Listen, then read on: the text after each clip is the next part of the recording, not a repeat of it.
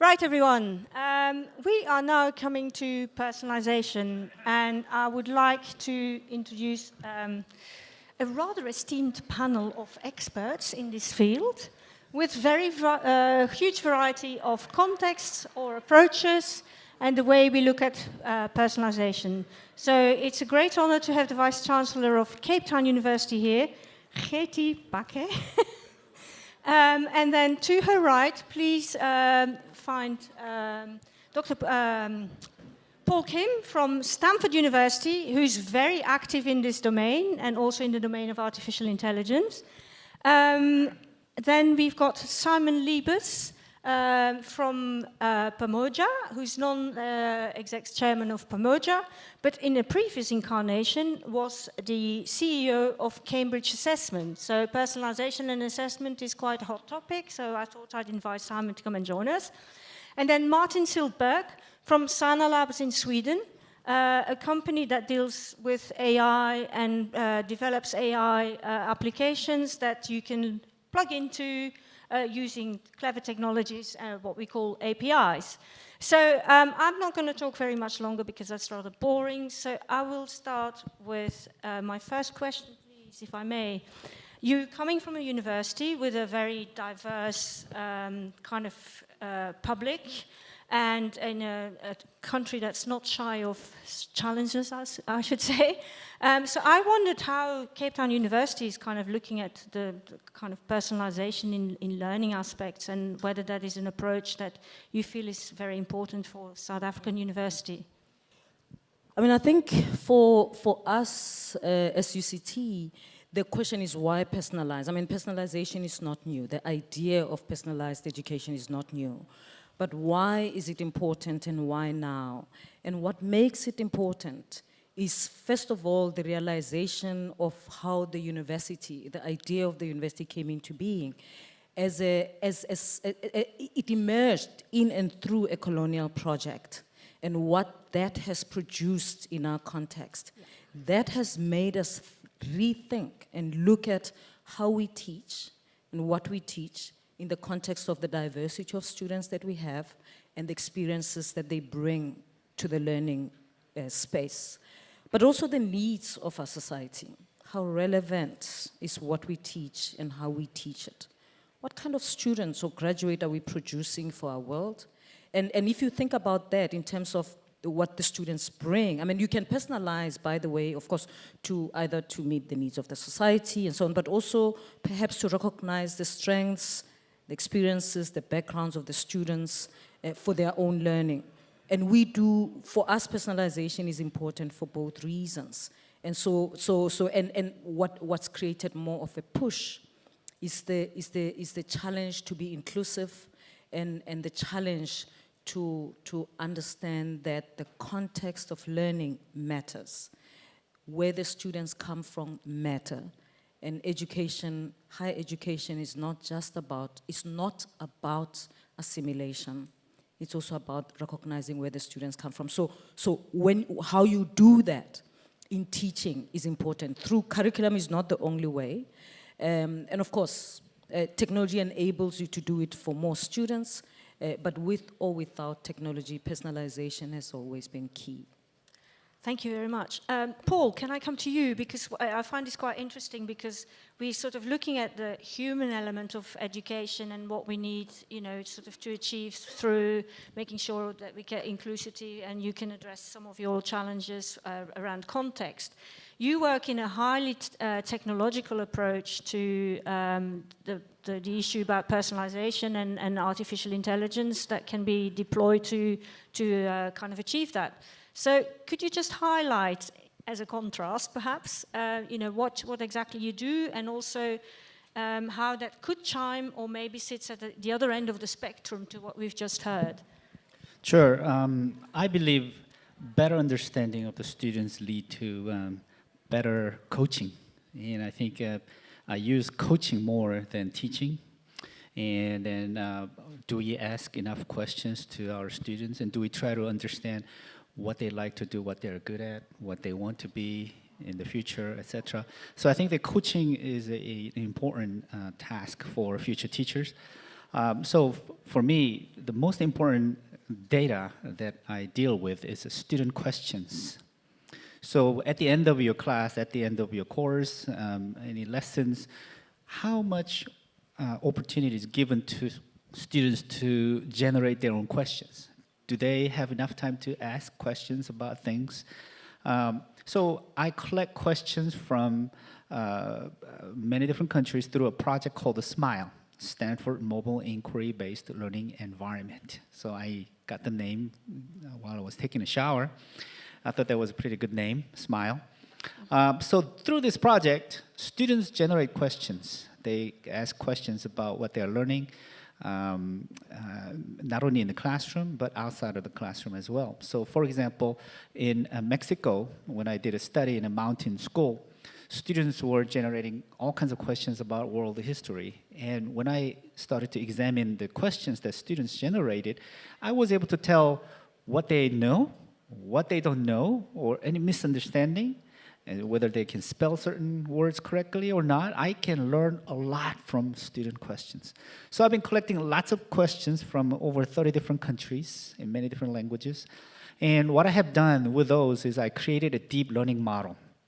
So with the deep learning model, where I want to go is I have actually, if you use Google Mini Home, you can talk to your phone. You can activate it by saying, "Okay, Google," and then you can say, "Talk to Stanford Smile." Then it will launch my app. You can do that when you go home. So what I have done is that this system evaluates student questions, because I'm collecting questions from students, and I'm also interested in higher order thinking questions. I don't want students to be just simply asking factoid questions, because this day and age, you can Google just about anything and everything and find a lot of answers to factoid questions. So I think the value of simple knowledge is becoming less and less. And in the 21st century, what we value more is critical thinking, creative thinking, reasoning, etc. So I like to help students build questioning skills, not just about the subjects, but everything around them. So another example that I was able to collect from questions of Ethiopian students. When they started to do this project, they were coming up with a simple factoid questions. But 6 months later, they started to ask questions about things outside of the class. And one particular question that hit me was that, do we have a constitutional terms about women's rights? That question is not in their textbook. And how did they come up with the question? Because they were trained to come up with questions about everything around them. So to me, without a question, there's no learning. Without a question, there's no change. Without a question, there's no innovation. So my project with a SMILE is to encourage students to create questions of their own. Wonderful, thank you, Paul. Since we're dealing with questions, another type of question, Simon, is in the assessment space. And obviously that's not entirely the approach that Paul takes in terms of how usually assessment organizations come up with their questions and how they might sort of look at putting personalization into that. So could you just highlight that for us, please? Yes, most of my career has been spent in testing and indeed the administration of standardized tests, which are by definition the opposite of personalization. But ultimately, everybody's interested in ensuring the best outcomes in standardized tests, and people's route to that will be by many different means. So having a learning environment where people can tailor their learning experience, where they can migrate through the body of content and the skills that they need to acquire, but by gradual stages that suit their own individual learning styles and capacities is very important. Quite a lot of learning platforms that do permit individual private study, that allow people to develop their own frameworks and their own pathways through the curriculum. I think what's really interesting is we've talked a bit about the application of personalised learning in higher education. In many ways, I think schools is a more favourable environment for it, and it's a more favourable environment for two particular reasons. One is that it's a structured environment. There's a big problem, for example, with things like MOOCs in higher education, that you have non-completion. Actually, in secondary schools, which is where I spent most of my career, where most of my career experience has been. There is an environment that people can't actually drop out. They are monitored, they're looked after. And so that's a very good environment in which to deliver personalised learning in the context of some sort of mentored framework. The other big opportunity, I think, that resides in the school system is that we are going through a sea change in terms of the sorts of classrooms that children learn in and the sorts of classrooms that teachers teach in. We're also going through a sea change in what is expected of teachers. And I think there's a big, absolutely fundamental issue about the pedagogy required to deploy some of these technologies. It's not easy for a teacher who's used to conventional teaching methods just suddenly to switch over and to maximize the benefit that's available from technology. And I think much more thought needs to go into helping teachers develop a best practice pedagogy that allows them to employ these technologies, in particular because they obviously have the capacity to generate huge amounts of information about individual student performance, and not merely that, also to generate information about particular points in the curriculum that are sticking points. When I was at Cambridge, we had something called the Cambridge Learner Corpus, and it was an accumulation over 20 years of mistakes made by students in English language tests. And one of the interesting things was that you could identify, for example, that Korean students might have a particular difficulty with prepositions, say, or an Italian student with past tenses of various different verbs. And so you could tailor learning material specifically to address those issues in those contexts. But more generally, you've got an issue where there's huge amounts of data available about learner performance, but there's the issue of, have teachers got the time to deal with it sensitively? Have they got the time to respond to it?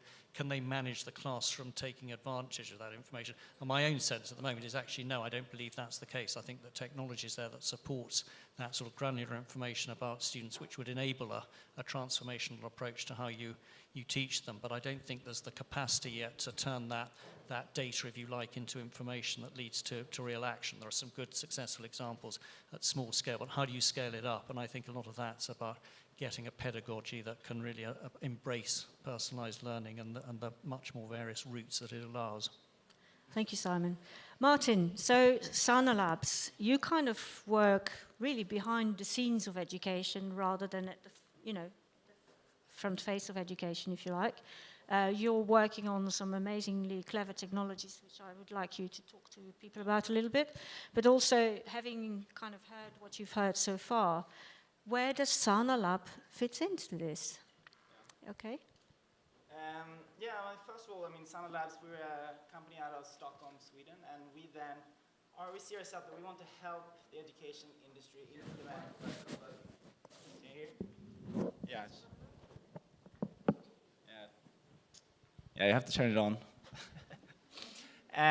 So we want to help them bring personalization to the education industry, and our approach to this is then to bring that through the benefits of AI.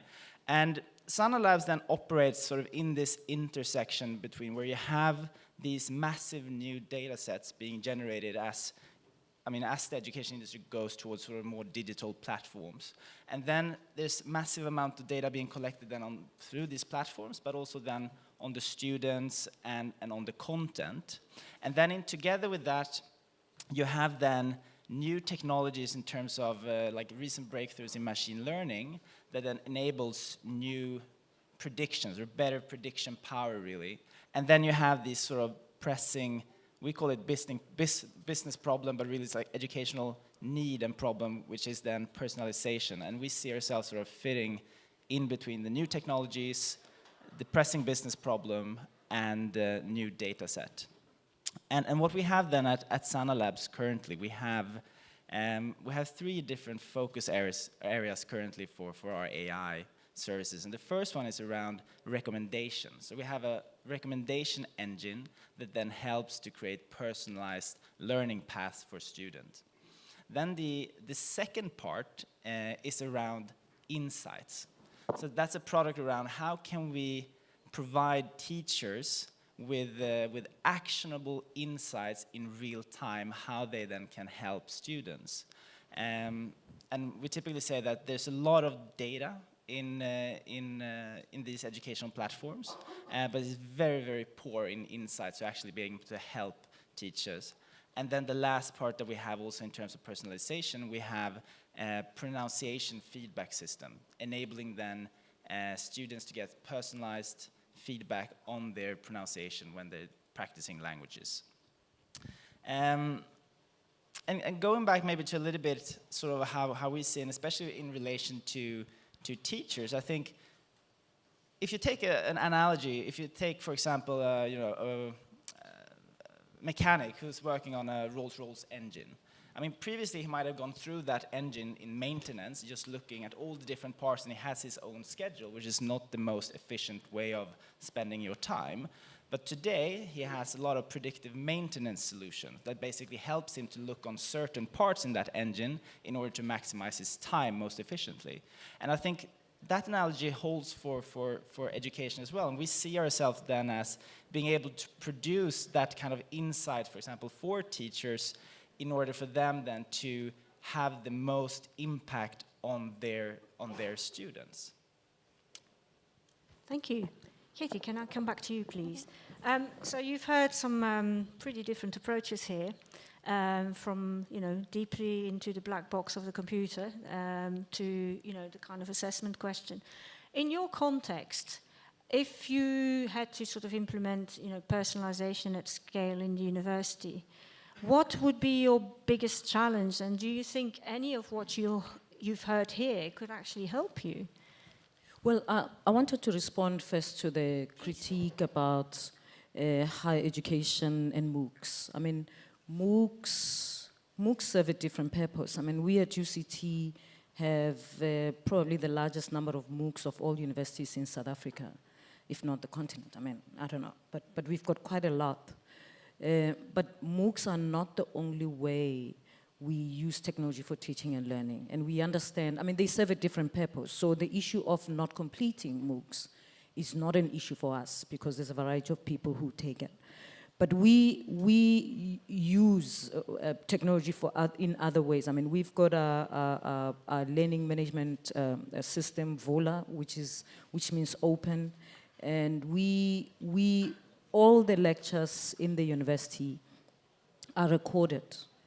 And they go onto VOLA, and students can watch them anytime, 24/7. But what that allows us to do is that, I mean, besides, the platform of VOLA is not only to post videos of lectures every day, it's also a platform for discussions between students and also with the lecturer. But what it allows us to do, VOLA, is also to see, first of all, which of the lectures students watch the most, a whole lot of data about where do they fast forward, where do they focus. The lecturer can make decisions about whether in the next round of teaching, should they be doing something different, what the discussions are about in the platform, most of which are not necessarily just with the lecturer, but with the students themselves. But you get a sense of where the students are at individually. Students who learn in a language that's not their own have an opportunity to rewind much more than they would if they were in class. And for us, that's useful. Of course, our students come from, we've got lots of students who come from low socioeconomic backgrounds, and so we make sure that those have laptops and access to Wi-Fi for free so that everyone can get access as needed.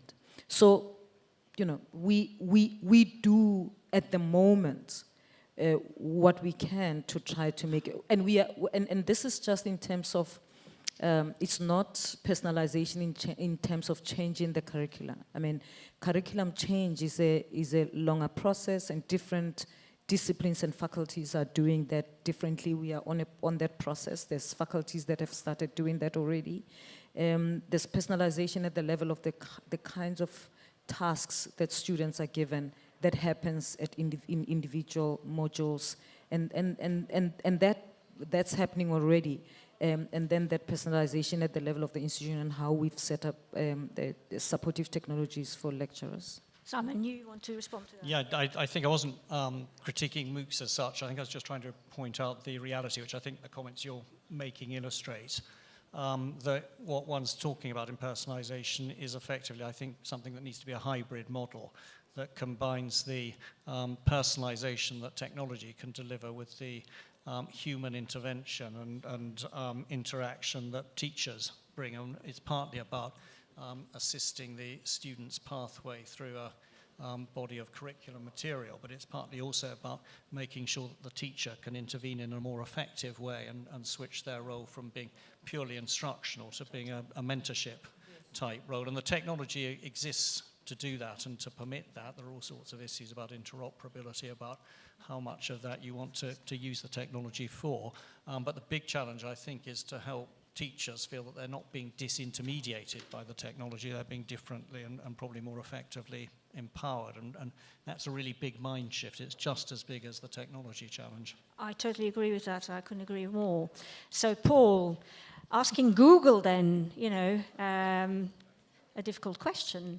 How do you see that kind of mediation role that, we're all in this room pretty keen on, to be honest, and that we wouldn't want to see kind of overtaken by Google or any other technology as such.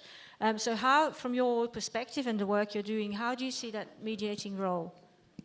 So the personalization in the current education model, I think it has a very little meaning. But in the future learning environment where we are incorporating more higher order learning activities, so this morning I was thinking, how do I explain higher order learning activities really in a concise manner? And I think the acronym is pretty good, HOLA, right? So we say HOLA, right, in Spanish. So higher order learning activities, meaning we have a team-based learning, solving real-world problems, and inquiry-based learning, a makery, and all those things. Those things make sense to me when we are integrating technology. And in that process, if I'm collecting student questions, what I'm building right now is eventually it's an AI tutor that interacts with the students, by exchanging inquiries, understanding student questions and answering them, and also evaluating student questions and then coaching them. But at the end of the day, we're not expecting this machine to replace teachers. I think that the teachers are the ones who will coach students with human wisdom, right? But the machines can be developed and they can be refined to help with the knowledge acquisition, right? So for most of the knowledge acquisition and informational learning, I think that the machines can do some of that work. But in terms of real high-touch coaching and providing wisdom, definitely has to be a well-trained, well-experienced teachers. And so that's where I'm going, and I'm trying to make my system more intelligent by collecting more questions, because the questions are a great indicator of student learning. So, but I have no intention of using that technology to replace teachers, or I don't expect the machines to be coaching students with wisdom. Okay. Before I open it to the floor, as it were, the room, would you like to just quickly respond to this? Yeah, maybe, because I think sometimes there's a sort of like misconception between personalization and individualization. So basically that individualization is just that you're doing your tasks and assignments by yourself, you're not really interacting maybe with others. And the way I see it, like, you're always sort of limited by the technology you're in a sense. So if you're in a digital setting, that also has its limitations. So if you, like the way we see sort of our technology, I mean, the way it works right now, I think in terms of sort of Bloom's taxonomy, we're very good at, with AI, helping maybe the understand and the remember part. But then, as you're talking about sort of higher learning activities, that still requires collaboration. You need then interaction with other students. You need interaction with other with teachers. And AI in education, that's going to help, I mean, especially with personalization, that's going to help with one part of the puzzle, but it's absolutely not a silver bullet that's going to revolutionize education. It's going to be an aid, and I think, especially as you said, it's going to really help augment teachers, as we've seen in other industries, and I think it's about time that also teachers get augmentation. Thank you. On that note, which is a really good one, to sort of hand it to the room for questions, please. Fahed, yes? Could you say your name and ask where you're from and ask your question? I'm Fahad Al-Husseini from Cambridge University Press. The teaching and learning process is one complete whole. So when we talk about personalized learning, we need to talk about personalized teaching. But my question is, do we need personalized assessment? And if that's the case, how credible would that be? Simon, I think that's one for you. Well, I think assessment serves multiple purposes, one of which, and probably the main one of which, is certifying firstly that people have mastered the sorts of things they're expected to have mastered at the end of primary school, end of secondary school, and so on. And partly the management of pathways into employment or higher education. And for those purposes, people want to be able to compare like with like. So they want standardized tests. Now, technology can move you to a system where you can do on-demand testing if you use item banks, and you've got sophisticated ways of making sure that there's the same level of demand in those tests. But that's a convenience factor. There's no real particular educational benefit for it. The other thing potentially is that you can reduce the burden of testing by using technology to observe and monitor what people are doing in the classroom and certificate that they've achieved certain basic skills. So there's some sort of room for personalization in assessment, but at the end of the day, assessment serves a variety of different purposes, not just to do with learning, but also to do with progression. And for that, I think you'll continue to need standardized tests. So I don't see personalization leading to the death of testing, I'm afraid. Okay, so next question. Yes? Hi, good morning. My name is Rashida Zafar. I teach law and technology, and I have one tip and a question. So my tip is, could you guys please stay away from using abbreviations as AI, because it scares the hell out of teachers. Teachers are scared of AI because they think I'll be replaced by robots. So if you refer to AI, just call it augmented intelligence, because then they have to think and they'll be probably more likely to listen. The second thing, and that's a question, is that when you delve into AI or augmented intelligence or machine learning, one of the big things that we struggle with is the GDPR and all the privacy stuff, because we as universities sit on gold. We have huge amounts of data, and yet we can't do anything with the data because we have all these restrictions. So can you share some tips on how to bypass those things? And do remember, I am a lawyer, so Okay, just saying. right. First of all, Martin. I really liked your opening statement there, and I just like to draw if you take the best AI computer in chess against the best human chess player, then the human player loses. But if you take the human player together with the chess player, they actually beat another AI-backed computer. So So on that note, that's where we great see answer. it. Thank But you. then when it comes to data, I definitely don't think we should try to avoid the GDPR regulation. I think that's, in fact, it's actually very good because it's aimed to really sort of protect, ultimately protect students. And you need to have very sort of strict, first of all, data security procedures when you're working with data. But I think it's good because it forces you to think, like, how can you actually use the data that we're starting to collect? The biggest problem with that is that it's so unclear what sort of the guidelines. It's very hard to interpret what they actually meant. Right. Simon, very briefly, Yeah, two because we've quick got on. observations. One reason not to be terrified as a teacher of artificial intelligence is you can use it for marking exams. There's some evidence that you can mark exams yourselves, take 100 scripts, say that artificial intelligence can work out how you're doing it and what you're looking for, and then you can give the remaining 700 scripts to the computer. So that's a potential benefit and a reason to be encouraged and not frightened. Okay. Though actually we've done quite a lot of work in my previous existence on getting machine marking of scripts, and actually often it was more reliable than human markers, but that's a separate story. The second issue, which I think is really important that you raise, is this question of data. And I think it's a slightly troubling issue, actually. And we talk about personalization, we talk about collecting all this learner data. I worry, and it's the same with collecting information about people's health, that you could end up actually simply recording that somebody had been educationally disadvantaged and that hanging around their neck for the rest of their lives. And I think that the ethics of that and this large-scale data collection about performance in education systems has not really been thought through. That troubles me, and I think we need to try and get I some think answers that on that. troubles all of us, to be honest, and it's a thing that we should all be troubled about. But we've just got, sorry, Troy, I see we've only got 2 more questions, and they've already been allocated. So, Dominic, yeah. Hi, everyone. I'm Dominic Shaw from Cape Town. Actually went to UCT, so sort of an alumni.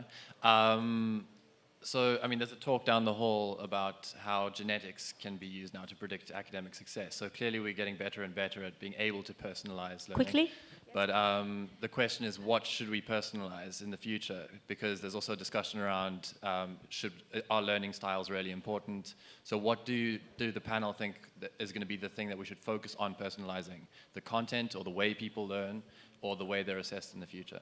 Thanks. Paul, can I get you to answer that one? Sure. Well, we talked a lot about understanding students and then catering learning pathways for different students.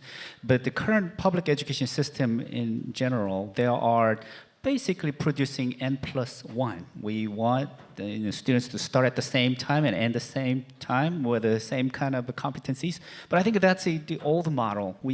This is 21st century. We have to think about new ways of catering learning experiences and opportunities for individual students.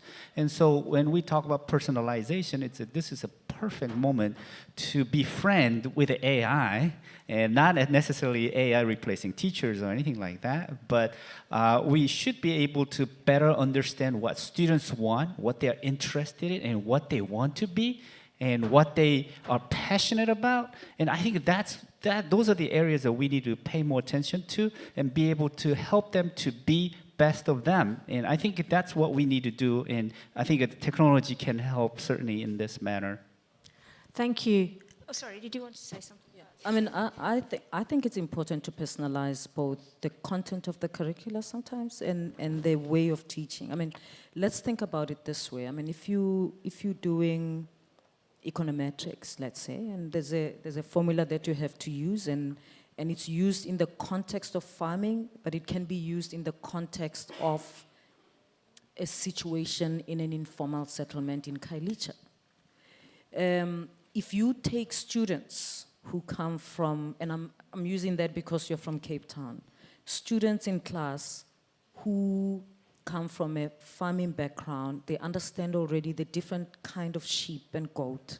If you don't come from a farming background, in fact, you don't even know that there's different kinds of sheep and goat. You just know that there's sheep, and they're all sheep. And the context of the problem might need you actually to understand the different kind of sheep, okay? But what you're applying is the same equation.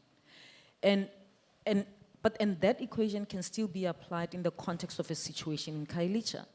And my view is, who is being disadvantaged if you give the student from Kailicha the situation of farming, or a student from a family in Stellenbosch that has got large farms and has been managing, grew up with that. You know, so when you think about personalization, I think even at that level, you can give an assignment that, or you know, of different contexts that sort of focuses on the real issue, because the issue is not understanding the different kinds of sheep, it's understanding how the formula gets applied, when and how, rather than the different kinds of sheep. So you're assessing the correct thing. So I think it's at that level, personalization is key. But there's also personalization about the ways of learning, the way people learn. People learn differently. And that's pedagogy. And that can be personalized to how different people acquire concepts, and different people's limitations with language fluency, and people's discomfort about interacting in class, that some people do not do not feel comfortable interacting in particular ways in class, and so they might feel silenced, and they might feel that, and their learning might be limited, but it might be different if they're in another, if it's personalized differently. Thank you. We are over time, so we will take your question, but it has to be very, very short. Please. I will try. Okay, so hi, I'm Kwesi from Moringa School in Nairobi. Very quickly, we've got a team of young developers who are building their kind of skills as educators. And as we build out their professional development, we're trying to understand what are the aspects of their training we should be focusing on, and by extension, I guess, what are the parts of education that humans are uniquely placed to do that we should be focusing on for the future? Okay, who wants to answer that one? Coding, you said. Yeah, so they do Coding. software development, some data science. Yes, I program as well. I code Python and in order to make the Google, the dialog flow. What I think what I can suggest to the students is I think they should be able to do Google really well. Really, really well, because you're not going to be reproducing a lot of new codes by yourself. But there are so many people out there. If you go to various GitHub, discussion community groups, there are so many codes that they're already designed and built for you. So I think that first thing is be able to Google really well. At the same time, never give up, because there are so many things that they will run into, roadblocks in terms of coders. But if they have the way of finding someone else's code and be able to make it your own, I mean, that's what we do 90% of the time. The 10% of the time, you will have to be creative and then come up with a very esoteric algorithms for coders. But most of the time, it is about your research skill, finding skills, and then the passion for coding and not giving up. And I think that's going to help your students. Thank you, Paul, and I would like to thank you all for being on this panel and sharing your insights. It's been a privilege to be your host. Thanks for having us. Thank you very much, and thank you, audience.